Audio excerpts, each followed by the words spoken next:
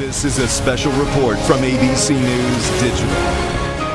I'm Dan Kleffler, New York, with this ABC News Digital special report. Breaking news out of Centennial, Colorado. A possible school shooting at the high school, Arapahoe High School there. There are reports of 2 possible injuries at that high school.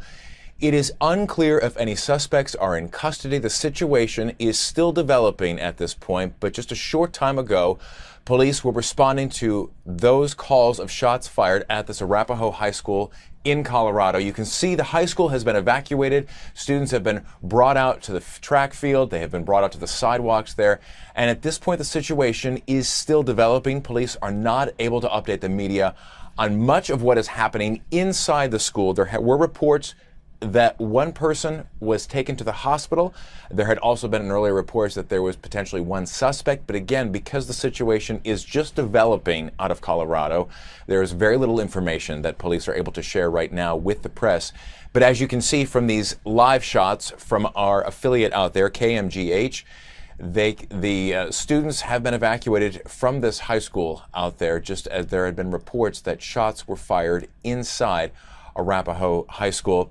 We, of course, are going to continue to watch and monitor the situation there at Centennial, Colorado, as those earlier reports came in just under an hour ago of those shots being fired and police responding to the scene.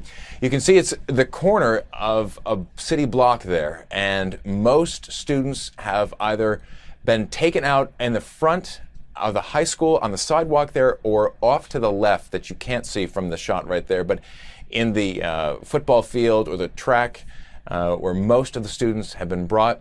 And obviously a heavy police presence right there as they are trying to secure the situation there, a fire truck blocking some of the entrances there.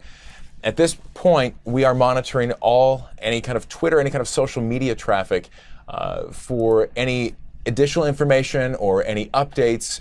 But as you can see, people are being pushed outside of this building itself and into some nearby restaurants and areas. This now, I want to go over to our local affiliate, KMGH, reporting on the latest on that situation. Let's listen in. To you that information as we get it. From what we understand right now, 2 people were shot, were hurt. We have heard reports, this is scanner traffic only, unconfirmed, that the shooter is down at the school. We are trying to confirm that for you as we speak. And you can see a law enforcement gathering there. Obviously, this is a massive effort. This is going to involve not only Arapahoe County Sheriffs, Grayson Robinson, who literally just announced he was going to retire in January, has been on the phone with John this afternoon, John Ferrugia, talking to him about what they're doing moment to moment, but obviously he needs to attend to what's going on there at the school. As you look at this live picture, what you're seeing mainly there is law enforcement. Obviously, this is still an active situation. We have been told there's still an active shooter in the building. And we haven't heard confirmation of whether or not the shooter is indeed down. But by the looks of law enforcement now, there is a little less urgency in what we are seeing just outside the school. Lindsay Sablon is live at that location. She has just been getting set up. Lindsay, what have you learned so far? Well, Teresa, first and foremost, they are telling all parents, faculty, and all kids to head to Shepherd of the Hills School.